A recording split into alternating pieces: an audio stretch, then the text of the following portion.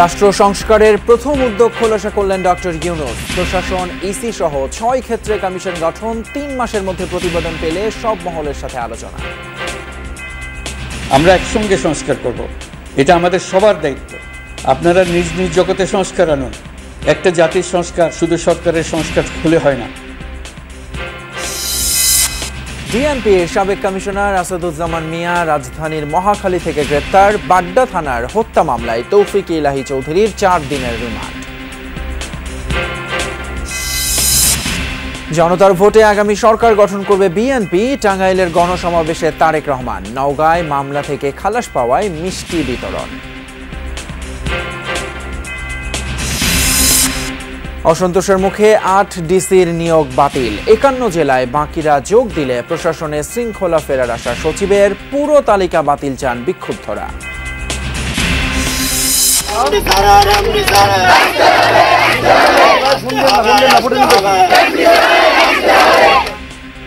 অস্থিরতা কাটছে না গার্মেন্টস শিল্পে। বুধবারও বিক্ষোভ, অগ্নিসংযোগ। পোশাক খাত নিয়ে ষড়যন্ত্র হচ্ছে, অভিযোগ বিজিএমইএ সভাপতি।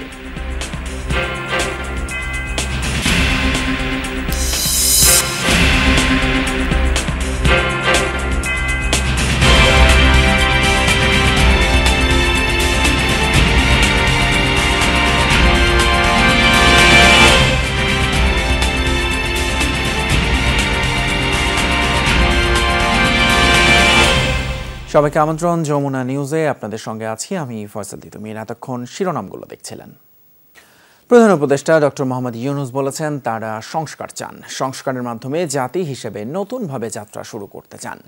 আর সংস্কারের সূচনা হিসেবে প্রাথমিকভাবে 6টি কমিশন গঠন করার সিদ্ধান্ত নেওয়া হয়েছে। সন্ধ্যায় জাতির উদ্দেশ্যে দেয়া ভাষণে প্রধান উপদেষ্টা জানান, এখন সময় কাজ করার। দেশের স্বার্থে গার্মেন্টস ও ওষুধ শিল্পে ধ্বংসাত্মক কর্মকাণ্ড বন্ধেরও আহ্বান জানান তিনি। দায়িত্ব নেওয়ার পর তৃতীয় দফায় জাতির উদ্দেশ্যে ভাষণ দিলেন অন্তর্বর্তী সরকারের প্রধান উপদেষ্টা ডক্টর মোহাম্মদ ইউনূস। বক্তব্যের শুরুতে অন্তর্বর্তী সরকারের 1 মাসের গণমুখী নানা পদক্ষেপের কথা তুলে ধরেন তিনি। দেশের ভঙ্গুর অবস্থার কথা উল্লেখ করে বলেন, প্রশাসন, পুলিশ, বিচার বিভাগ থেকে শুরু করে সবকিছুই পুনর্গঠন করতে হচ্ছে। ধ্বংস হয়ে পড়া একটা জনপ্রশাসনকে নিয়ে যাত্রা শুরু করেছি। মন্ত্রণালয়গুলোর উচ্চতম পদে যারা নিয়োজিত ছিলেন তারা অনেকে দায়িত্ব ছেড়ে চলে গেছেন, কিংবা পদে থাকলেও সহকর্মীদের চাপের মুখে কাজ করতে পারছিলেন না, বাধ্য হয়ে পদত্যাগ করেছেন। আর যারা 16 বছরের স্বৈরাচারী শাসনের আমলে পদত্যাগে বাধ্য হয়েছিলেন কিংবা দায়িত্ববিহীন অবস্থায় একই পদে থেকে বাধ্য হয়েছেন, তাদের সবার কথা বিবেচনা নিয়ে জনপ্রশাসনকে নতুন করে দাঁড় করানো হয়েছিল আমাদের প্রথম মাসে কঠিনতম সময়। ডক্টর ইউনূস বলেন, জুলাই গণ অভ্যুত্থানের বার্তাকে প্রতিফলিত করার জন্য সাংবিধানিক সংস্কারের প্রয়োজনীয়তা অনুভব করছে সরকার। এজন্য 6টি খাতে সংস্কারের লক্ষ্যে 6 বিশিষ্ট নাগরিককে দায়িত্ব দেওয়া হয়েছে। এদের মধ্যে নির্বাচন ব্যবস্থা সংস্কার কমিশনের প্রধান হিসেবে দায়িত্ব পালন করবেন ডক্টর বদিউল আলম মজুমদার। পুলিশ প্রশাসন সংস্কার কমিশনের প্রধান হিসেবে কাজ করবেন জনাব সরফরাজ চৌধুরী। বিচার বিভাগ সংস্কার কমিশনের প্রধান হিসেবে দায়িত্ব পালন করবেন বিচারপতি শাহ আবু নাইম মমিনুর রহমান। দুর্নীতি দমন কমিশন সংস্কার কমিশনের প্রধান হিসেবে দায়িত্ব পালন করবেন ডক্টর ইফতেখারুজ্জামান। জনপ্রশাসন সংস্কার কমিশনের প্রধান হিসেবে জনাব আব্দুল মুঈদ চৌধুরী এবং সংবিধান সংস্কার কমিশনের প্রধান হিসেবে ডক্টর শাহদিন মালিক দায়িত্ব পালন করবেন, যারা অক্টোবরের প্রথম দিন থেকে দায়িত্ব শুরু করবেন। নির্বাচন ব্যবস্থার সাথে সম্পর্কিত প্রতিষ্ঠান হিসেবে পুলিশ প্রশাসন, জনপ্রশাসন, বিচার প্রশাসন, দুর্নীতি দমন কমিশন, এই 4টি প্রতিষ্ঠানের সংস্কার করা সুষ্ঠু ও অবাধ নির্বাচনের জন্য অপরিহার্য। এসব প্রতিষ্ঠানের সংস্কার জনমালিকানা ভিত্তিক, জবাবদিহিমূলক এবং কল্যাণমূলক রাষ্ট্র ব্যবস্থা প্রতিষ্ঠাও অবদান রাখবে বলে আমি বিশ্বাস করি। কমিশনের রিপোর্টের ভিত্তিতে সরকার পরবর্তী পর্যায়ে প্রধান রাজনৈতিক দলগুলোর সাথে পরামর্শ সভার আয়োজন করবে। চূড়ান্ত পর্যায়ে ছাত্র সমাজ, নাগরিক সমাজ, রাজনৈতিক দলের প্রতিনিধি, সরকারের প্রতিনিধি নিয়ে ব্যাপক ভিত্তিক 3 থেকে 7 দিন ব্যাপী একটি পরামর্শ সভার ভিত্তিতে সংস্কার ভাবনার রূপরেখা চূড়ান্ত করা হবে। প্রায় 33 মিনিটের ভাষণের শুরুর দিকে চলমান শ্রমিক আন্দোলন নিয়ে কথা বলেন ডক্টর ইউনূস। জানান, দেশের অর্থনীতি ভালো নয়। এই অবস্থায় আন্দোলনের কারণে নেতিবাচক প্রভাব পড়ছে। শ্রমিকদের জীবনমান উন্নয়নে সরকার কাজ করবে জানিয়ে তিনি বলেন, এখন মালিক শ্রমিক সম্পর্ককে ভিন্ন উচ্চতায় নিয়ে যেতে হবে দেশের স্বার্থেই। শ্রমিক ভাই বোনদের অনেক দুঃখ আছে, কিন্তু সেই দুঃখ প্রকাশ করতে গিয়ে আপনাদের মূল জীবিকা বন্ধ হওয়ার উপক্রম হলে সেটা ঠিক হবে না। দেশের অর্থনীতি ধ্বংসপ্রাপ্ত হলে সেটা ঠিক হবে না। শ্রমিক মালিক উভয়ের পক্ষে আলোচনা করে এইসব সমস্যার সমাধান আমরা অবশ্যই বের করব। আপনারা কারখানা খোলা রাখুন, অর্থনীতির চাকা সচল রাখুন, দেশের অর্থনীতিকে সোজা হয়ে দাঁড়াতে দিন। আমরা আপনাদের সমস্যার স্থায়ী সমাধান বের করার জন্য সর্বশক্তি প্রয়োগ করব। কেউ যেন আইন নিজের হাতে তুলে না নেন সেই আহ্বান জানান ডক্টর ইউনূস। বলেন, বিশৃঙ্খল পরিবেশ সৃষ্টি করলে শাস্তির আওতায় আনা হবে। আপনাদের আমাদের সন্তানদের জন্য একটি গণতান্ত্রিক বাংলাদেশের রূপরেখা তৈরি করতে আমরা দৃঢ় প্রতিজ্ঞ। আর যেন আমাদের কোনো স্বৈরাচারের হাতে পড়তে না হয়। আমরা যাতে বলতে পারি আমরা একটি গণতান্ত্রিক দেশে বসবাস করি, আমরা যাতে সকলেই দাবি করতে পারি যে এই দেশটি আমাদের, আমরা সেই লক্ষ্যেই কাজ করছি। কেউ আইন নিজের হাতে তুলে নেবেন না। আইন নিজের হাতে তুলে নিয়ে কেউ সমাজে বিশৃঙ্খল পরিবেশ সৃষ্টি করলে আমরা তাকে অবশ্যই শাস্তির আওতায় নিয়ে আসব। নিজ নিজ অবস্থান থেকে সবাইকে সংস্কার প্রক্রিয়ায় অংশ নেওয়ার আহ্বান জানান প্রধান উপদেষ্টা। বিদ্যমান বাস্তবতাকে সংশোধনে সুযোগ হিসেবে গ্রহণের অনুরোধ তাঁর। প্রথম মাসের চেয়ে আগামীতে সরকারের কাজের গতি বাড়বে বলে আশ্বস্ত করেন ডক্টর মোহাম্মদ ইউনূস। আপনি রাজনৈতিক নেতাকর্মী হলে আপনার ক্ষেত্রে সংস্কার করুন, আপনি প্রতিষ্ঠান প্রধান হলে আপনার প্রতিষ্ঠানে সংস্কার আনুন। তাহিদ মিথুন, যমুনা নিউজ, ঢাকা। ঢাকা মহানগর পুলিশের সাবেক কমিশনার আসাদুজ্জামান মিয়াকে গ্রেপ্তার করেছে র্যাব। রাতে রাজধানীর মহাখালী থেকে তাকে গ্রেপ্তার করা হয়। খিলগাঁও থানার একটি মামলায় তাকে আটক দেখানো হয়েছে। 2015 সালে ছাত্রদল নেতা জনি হত্যার ঘটনায় দায়ের করা মামলায় গ্রেপ্তার দেখানো হয় আসাদুজ্জামান মিয়াকে। জনির বাবা ইয়াকুব আলী গত 2 সেপ্টেম্বর মামলাটি দায়ের করেন। আসাদুজ্জামান মিয়া 2015 থেকে 2019 সাল পর্যন্ত ডিএমপি কমিশনার হিসেবে দায়িত্ব পালন করেছেন। পরে তাকে জাতীয় নিরাপত্তা সংক্রান্ত সেলের প্রধান নির্বাহী কর্মকর্তা পদে নিয়োগ দেয় সরকার। 2022 সালের সেপ্টেম্বরে তার চুক্তির মেয়াদ শেষ হয়। প্রতিরক্ষা গোয়েন্দা মহাপরিদপ্তরের সাবেক মহাপরিচালক মোহাম্মদ সাইফুল আলমকে অকালীন বাধ্যতামূলক অবসরে পাঠানো হয়েছে। আরেক সেনা কর্মকর্তা লেফটেন্যান্ট জেনারেল মুজিবুর রহমানকে বরখাস্ত করা হয়েছে। রাতে সেনাবাহিনীর পক্ষ থেকে সব তথ্য জানানো হয়। মোহাম্মদ সাইফুল আলম বাংলাদেশ মিলিটারি একাডেমি থেকে 14তম BMA লং কোর্সের ক্যাডেট হিসেবে সেনাবাহিনীতে কমিশন পান। বগুড়ার মাঝিরা সেনানিবাসের 11 পদাতিক ডিভিশনের এরিয়া কমান্ডার হিসেবে দায়িত্ব পালন শেষে 2020 সালের 24শে ফেব্রুয়ারি তাকে প্রতিরক্ষা গোয়েন্দা মহাপরিদপ্তরের মহাপরিচালক হিসেবে নিযুক্ত করা হয়। রাজশাহীতে ছাত্রলীগের সাবেক নেতা আব্দুল্লাহ আল মাসুদ হত্যার ঘটনায় মামলা হয়েছে। বুধবার দুপুরে মহানগরীর মতিহার থানায় অজ্ঞাতনামাদের আসামি করে হত্যা মামলাটি দায়ের করেন নিহতের ভাই মোহাম্মদ বেহেস্তি। গত 7 সেপ্টেম্বর বিনোদপুর এলাকায় দোকানে ওষুধ কিনতে গেলে একদল যুবক তার উপর হামলা চালিয়ে কয়েক ঘন্টা ধরে পিটিয়ে গুরুতর আহত করে। পরে তাকে বোয়ালিয়া থানায় নিয়ে যাওয়া হয়। সেখান থেকে রাজশাহী মেডিকেল কলেজ হাসপাতালে নিলে চিকিৎসাধীন অবস্থায় মাসুদের মৃত্যু হয়। নিহত হওয়ার 5 দিন আগে এক কন্যা সন্তানের বাবা হয়েছিলেন তিনি। এর আগে 2014 সালের এপ্রিলে রাজশাহী বিশ্ববিদ্যালয়ে সন্ত্রাসী হামলায় এক পা হারান রাবি ছাত্রলীগের সাবেক সহসম্পাদক মাসুদ। কৃত্রিম পা লাগিয়ে জীবনযাপনকারী মাসুদ 2 বছর আগে রাজশাহী বিশ্ববিদ্যালয়ে কর্মচারী হিসেবে চাকরি পান। সাবেক প্রধানমন্ত্রী শেখ হাসিনার বিদ্যুৎ ও জ্বালানি উপদেষ্টা তৌফিক ইলাহি চৌধুরী 4 দিনের রিমান্ড মঞ্জুর করেছেন আদালত। দুপুরে তাকে আদালতে হাজির করে 10 দিনের রিমান্ড চাওয়া হয়। শুনানি শেষে ঢাকার মেট্রোপলিটন ম্যাজিস্ট্রেট আলী হায়দার 4 দিনের রিমান্ড মঞ্জুর করেন। মঙ্গলবার রাতে বাড্ডা থানার সুমন শিকদার হত্যা মামলায় রাজধানীর গুলশান থেকে গ্রেপ্তার করা হয় ডক্টর তৌফিক ইলাহি চৌধুরীকে। রাত 10:45টার দিকে ডিবির অভিযানে আটক হন তিনি। তার বিরুদ্ধে গোটা আওয়ামী লীগ আমল জুড়ে ব্যাপক অনিয়ম, দুর্নীতি ও অর্থ পাচারের অভিযোগ রয়েছে। এছাড়াও রয়েছে বেশ কয়েকটি মামলা। 2009 সালে আওয়ামী লীগ সরকার গঠনের পর থেকে শেখ হাসিনার বিদ্যুৎ, জ্বালানি ও খনিজ সম্পদ বিষয়ক উপদেষ্টা হিসেবে দায়িত্ব পালন করে আসছিলেন ডক্টর তৌফিক ইলাহি চৌধুরী। গত 5 আগস্ট ছাত্র জনতার অভ্যুত্থানের মুখে শেখ হাসিনা ভারতে পালিয়ে যাওয়ার পর তিনিও ছিলেন আত্মগোপনে। জনতার ভোটে আগামীতে সরকার গঠন করবে বিএনপি, এমন মন্তব্য করেছেন দলটির ভারপ্রাপ্ত চেয়ারম্যান তারেক রহমান। কারাবন্দী নেতাদের মুক্তির দাবিতে টাঙ্গাইলে আয়োজিত সমাবেশে ভার্চুয়ালি যুক্ত হন তিনি। তারেক রহমান আরও বলেন, সম্ভাবনাময় ও উৎপাদনমুখী রাজনীতি করবে BNP. Vice chairman Abdus Salam Pintu সহ কারাবন্দী নেতাদের মুক্তি দাবিতে গোপালপুরে বিএনপির এই সমাবেশ।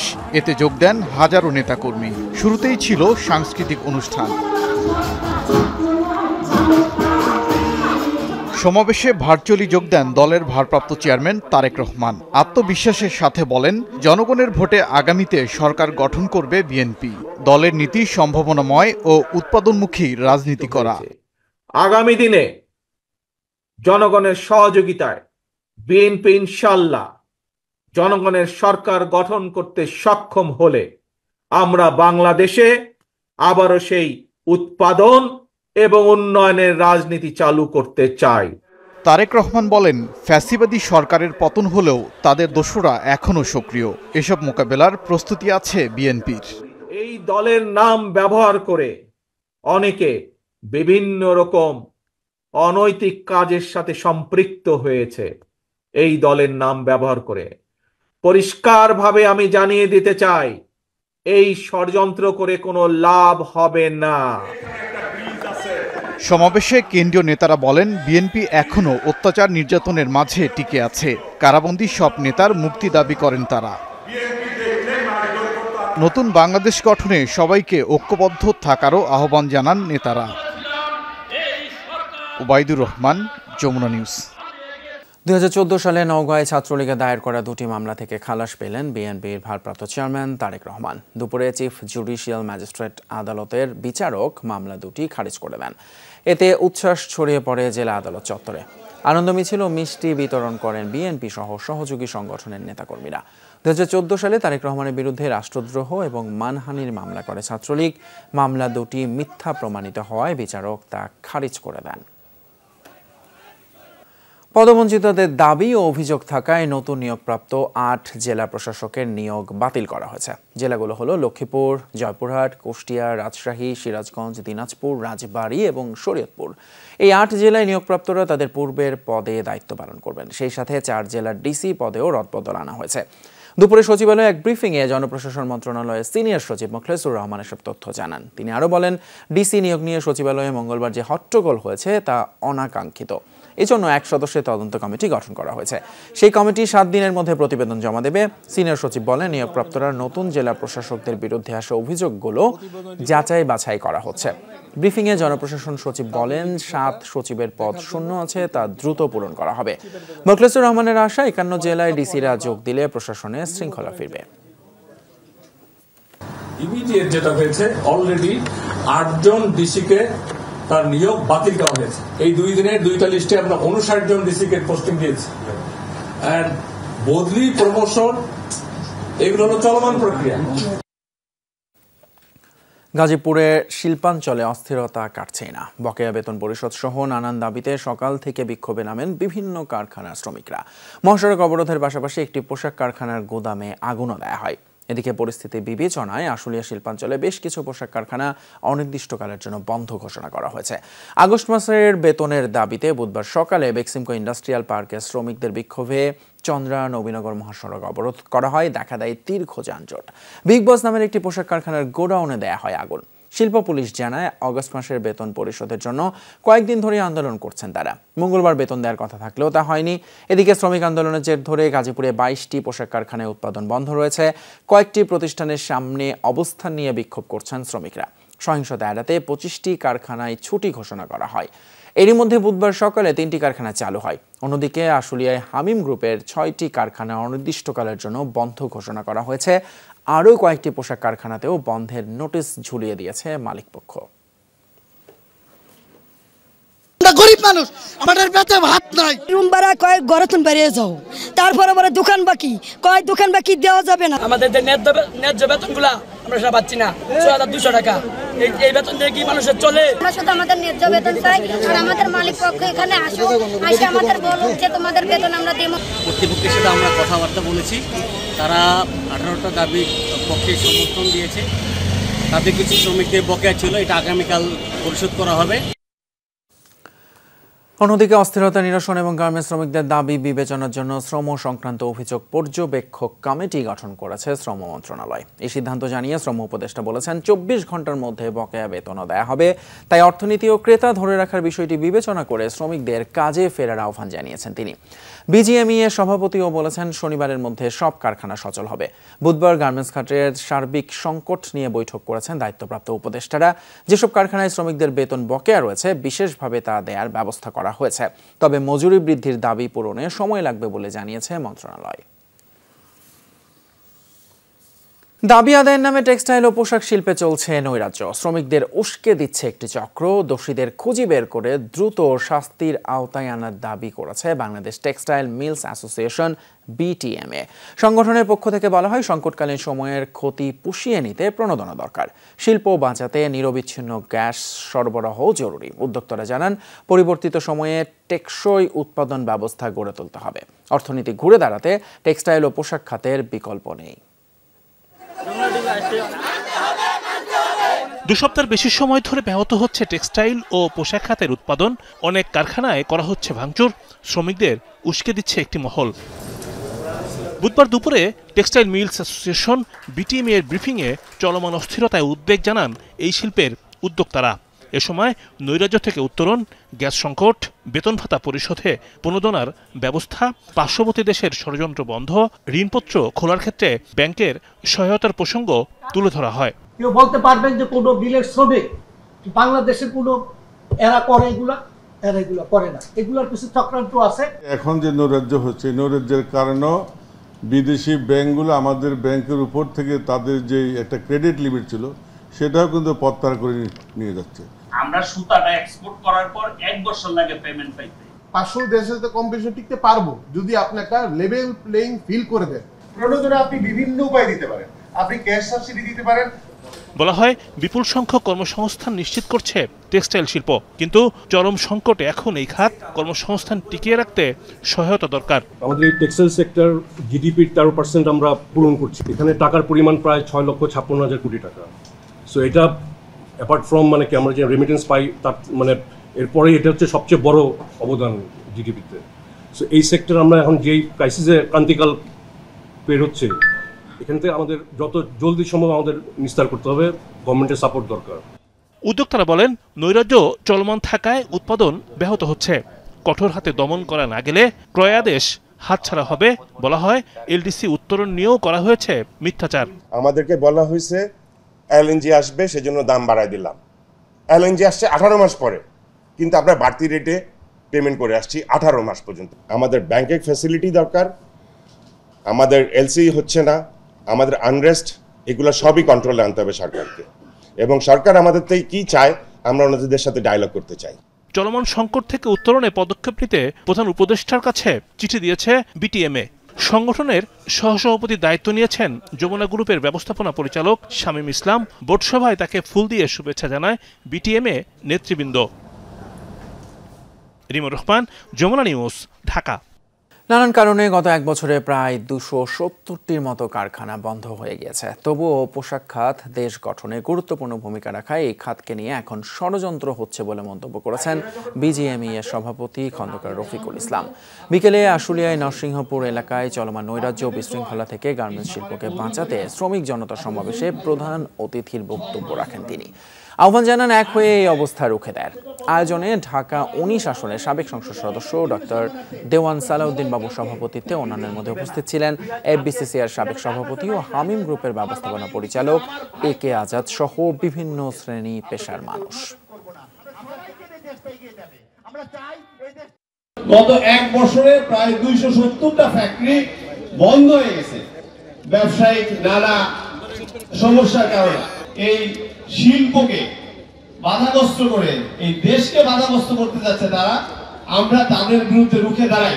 গার্মেন্টস বাঁচাতে হবে, এখানে দল ব্যক্তি ইম্পর্টেন্ট না, এটা রাষ্ট্রীয় সম্পদ, এটাকে ভুলে গেলে হবে না। প্রাথমিক হিসেবে ছাত্র জনতার গণ অভ্যুত্থানে 700-র বেশি মানুষ নিহত হয়েছেন, আহত হয়েছেন প্রায় 19,000। এমনটাই জানিয়েছে স্বাস্থ্য মন্ত্রণালয়ের সিনিয়র সচিব MA আকমল হোসেন আজাদ। বিকেলে সচিবালয়ে হওয়া ব্রিফিংয়ে এসব কথা বলেন স্বাস্থ্য সচিব। বলেন, হতাহতদের সঠিক তথ্য জানতে একজন সাবেক সচিবের নেতৃত্বে কমিটি গঠন করা হয়েছে। স্বাস্থ্য মন্ত্রণালয় যদি আগের থেকে ভালো সেবা দিতে না পারে তাহলে এত রক্তক্ষয়ের কোনো দাম থাকবে না বলেও জানান তিনি। বলেন, আহতদের সর্বোচ্চ চিকিৎসার জন্য বিদেশে পাঠানোর চেষ্টা চলছে।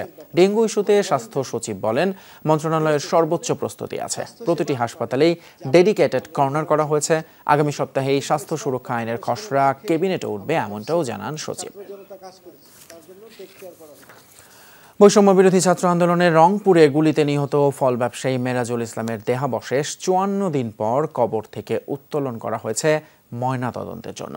বুধবার দুপুরে নগরের নিউ জুম্মাপাড়া কবরস্থান থেকে দেহাবশেষ তুলে নেওয়া হয় হাসপাতালে। এ সময় জেলা প্রশাসনের সহকারী কমিশনার সহ সেনাবাহিনী ও পুলিশের কর্মকর্তারা উপস্থিত ছিলেন। গত 19 জুলাই শিক্ষার্থীদের কর্মসূচিতে হামলা চালায় পুলিশ ও আওয়ামী লীগ নেতাকর্মীরা। সে সময় গুলিতে নিহত হন মেরাজুল। পরিবারের অভিযোগ, আইনশৃঙ্খলা বাহিনীর চাপে ময়নাতদন্ত ছাড়াই তাকে দাফন করা হয়। এই ঘটনায় মেরাজুলের মা বাদী হয়ে মামলা করেন। আদালতের নির্দেশে আজ মরদেহ উত্তোলন করা হয় ময়নাতদন্তের জন্য। এদিকে আন্দোলনের সময় আশুলিয়ায় ভ্যানে 6 জনের লাশ পুড়িয়ে দেওয়ার ঘটনায় 2টি অভিযোগ দায়ের হয়েছে আন্তর্জাতিক অপরাধ ট্রাইব্যুনালের তদন্ত সংস্থায়। সকালে নিহত 2 জনের স্বজন বাদী হয়ে অভিযোগগুলো দায়ের করেন। তাদের একজন নওগাঁর রিজওয়ানুল হাসান, যার ভাইকে পুড়িয়ে দেওয়া হয়েছে। অপরজন গাইবান্ধার শাহিনা বেগম, তিনি নিহত সাজ্জাদ হোসেন সজলের মা। 5 আগস্ট ছাত্র জনতার আন্দোলনে গুলি চালিয়ে হত্যার পর ভ্যানে থাকা 6 জনের লাশ পুড়িয়ে দেওয়া হয়, যার ভিডিও সামাজিক যোগাযোগ মাধ্যমে ছড়িয়ে পড়ে। আর সেই ভিডিও দেখে 2 জনকে শনাক্ত করতে পারে তাদের পরিবার। ভাইরাল ভিডিওতে দেখা যায় একটি ভ্যান গাড়িতে পড়ে আছে কয়েকজনের নিথর দেহ। পাশ থেকে আরও একটি মরদেহ সেই ভ্যান গাড়িতে তুলছিলেন পুলিশ সদস্যরা। সেই মরদেহ ঢাকার জন্য পুলিশ সদস্যরা ব্যবহার করছিলেন ময়লা চাদর ও রাস্তায় পড়ে থাকা ব্যানার। পরে এই মরদেহগুলো পুড়িয়ে ফেলা হয়, দাবি প্রত্যক্ষদর্শীদের।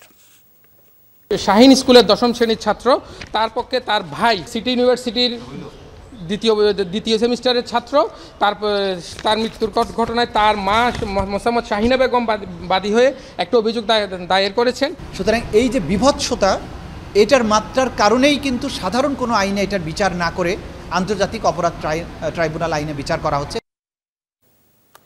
সাবেক প্রতিমন্ত্রী জাকির হোসেন সহ 4 এমপির দুর্নীতি ও টাকা পাচারের অভিযোগ অনুসন্ধান শুরু করেছে দুর্নীতি দমন কমিশন। দুদক কর্মকর্তারা জানিয়েছেন, এদের বিরুদ্ধে অর্থ পাচার, অবৈধ সম্পদ অর্জন ও ক্ষমতার অপব্যবহার সহ নানান অভিযোগ রয়েছে। পাওয়া গেছে প্রাথমিক সত্যতাও।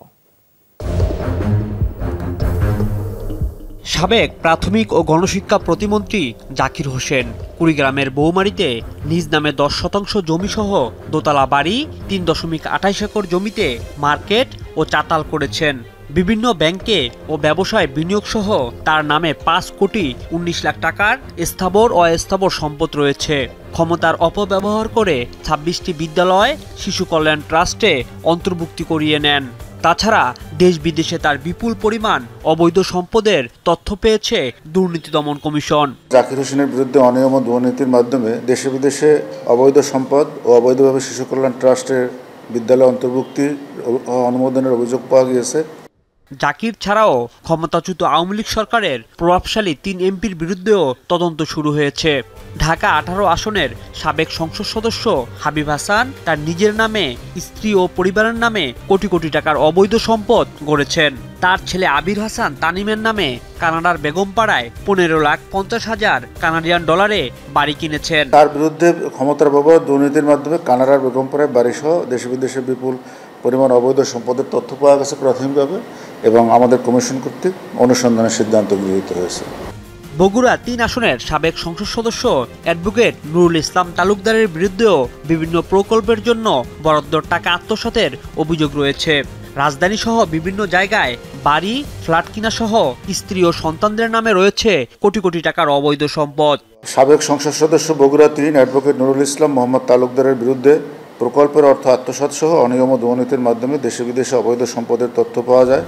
চাঁপাইনবাবগঞ্জ 3 আসনের সাবেক সংসদ সদস্য আব্দুল অদুদের বিরুদ্ধেও একই অভিযোগের প্রাথমিক সত্যতা পেয়েছে দুদক। তিনি নিজের নামে, স্ত্রী ও পরিবারের নামে দেশ বিদেশে গড়েছেন অবৈধ সম্পদের পাহাড়। চিঠির মাধ্যমে আমরা জানার চেষ্টা করি যে তাদের কোথায় কোথায় এই অবৈধ সম্পত্তিগুলো আছে।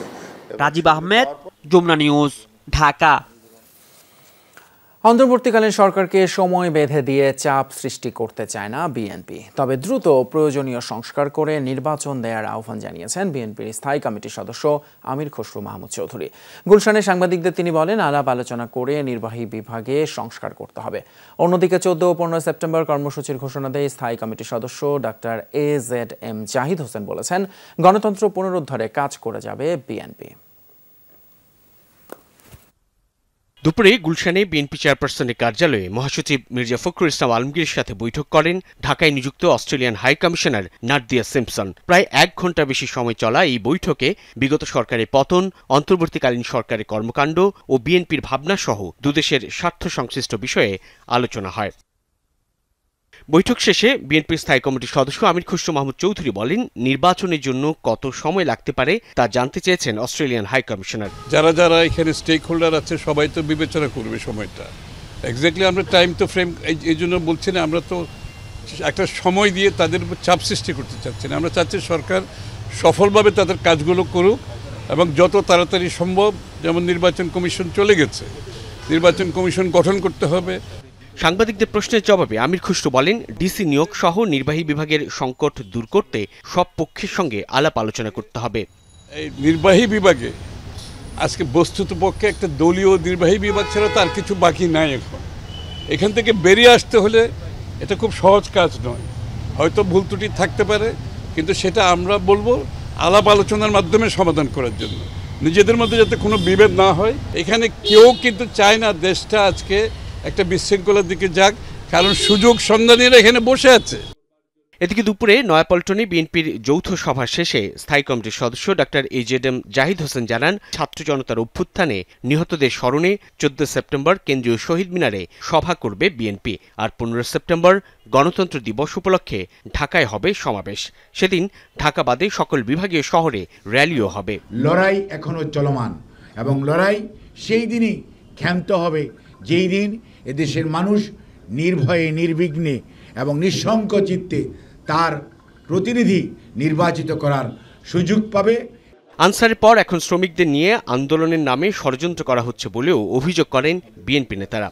জাতীয়তাবাদী দল ইতিমধ্যে 2 দিনের কর্মসূচি হাতে নিয়েছে। সাইফুদ্দিন রবিন, যমুনা নিউজ, ঢাকা। নড়াইলের লোহাগড়ায় আধিপত্য নিয়ে রক্তক্ষয়ী সংঘর্ষে জড়ালো বিএনপির 2 পক্ষ। এতে 2 ভাই নিহত হয়েছেন, আহত হয়েছেন 3 জন। ভাঙচুর, অগ্নিসংযোগ করা হয়েছে যুবদল নেতার বসত বাড়িতে। এলাকায় বিরাজ করছে উত্তেজনা। সংঘাতের আগুনে পুড়ছে বাড়ি, চোখের সামনে জ্বলছে যুবদল নেতা মাহমুদের সাজানো সংসার। চেষ্টা শেষ সম্বল যতটা সম্ভব রক্ষার। লোহাগড়ার চর মল্লিকপুর এলাকা। আধিপত্য নিয়ে উপজেলা যুবদলের আহ্বায়ক মাহমুদুল আলমের সাথে বিরোধ চলছিল জেলা বিএনপির সাংগঠনিক সম্পাদক SM ফেরদৌসের। এরই জেরে সকালে সংঘর্ষে জড়ায় দুপক্ষের লোকজন। ভাঙচুরের পর আগুন দেওয়া হয় মাহমুদের বাড়িতে।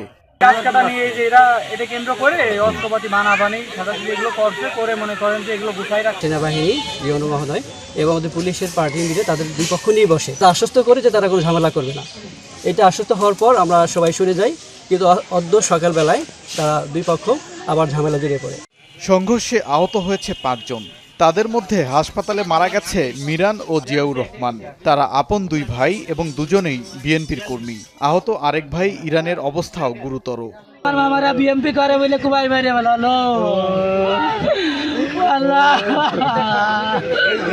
আমরা চেষ্টা করতেছি যেটা হয়ে গেছে, কিন্তু যাদের আর কোনো জানমালের ক্ষতি না হয়, কোনো বাড়িঘর ধ্বংস না হয়, সেই রক্ষার্থে আমরা এখানে সেনাবাহিনী, ইউনো মহোদয় এবং আমরা সবাই এখানে আছি। সংঘর্ষের পর এলাকায় উত্তেজনা বিরাজ করছে। মোতায়েন করা হয়েছে অতিরিক্ত পুলিশ। ওবায়দুর রহমান, যমুনা নিউজ। গণ অভ্যুত্থান পরবর্তী ভাবনা নিয়ে বিভাগীয় জেলা পর্যায়ে মতবিনিময়ের জন্য বিভিন্ন জেলায় সফর অব্যাহত রেখেছেন বৈষম্য বিরোধী ছাত্র আন্দোলনের সমন্বয়করা। দুপুরে পটুয়াখালীতে শহীদদের কবর জিয়ারত শেষে জেলা শিল্পকলা একাডেমি মিলনায়তনে মতবিনিময় করেন তারা। এই সময় শিক্ষার্থীদের বিভিন্ন প্রশ্নের উত্তর দেন সমন্বয়করা। রাষ্ট্র গঠন, সংস্কার ও ঐক্য প্রতিষ্ঠায় সকলের মতামত নেওয়া হয়। মতবিনিময় সভায় দুর্নীতি, চাঁদাবাজি ও সন্ত্রাস প্রতিরোধে সবাইকে সোচ্চার থাকার আহ্বান জানানো হয়। শেরপুরে আন্দোলনে হতাহতদের পরিবারের সাথে মতবিনিময় করেছে ময়মনসিংহ বিভাগের দায়িত্বপ্রাপ্ত সমন্বয়করা। শহীদদের প্রতি শ্রদ্ধা নিবেদন শেষে তাদের পরিবারের প্রতি সমবেদনা জানান প্রতিনিধিরা। এ সময় সেখানে বিভিন্ন গণমাধ্যমের সাংবাদিকরাও উপস্থিত ছিলেন।